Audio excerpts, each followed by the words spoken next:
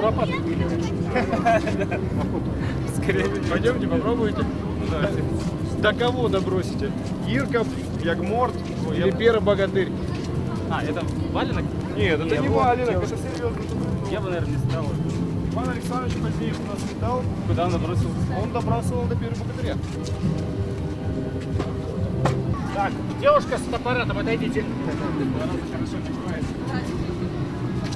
Летать-то техника есть? Лучше летание? взять за тяжелую. Давайте, показывайте.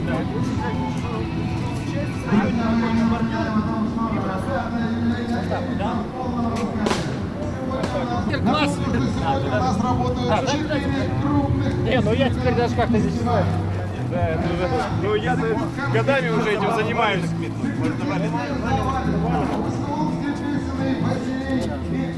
Ладно, можно встать. Далеко не обещаю. О, мой любимый.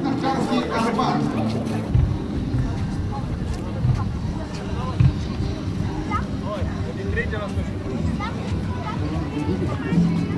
Там монтаж сделают. Там должна быть голова.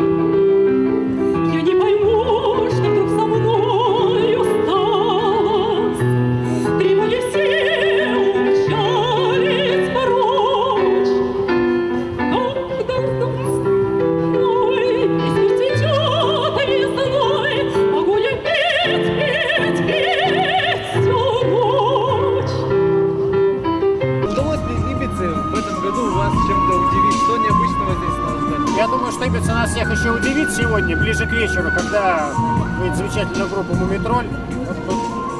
Все мы порадуемся, это точно. Зашку. Ну а так из площадок что больше всего понравилось? Ну, из площадок, на самом деле, живой звук. Как всегда, нравится всегда всем живой звук. Это выступление наших певцов, композиторов,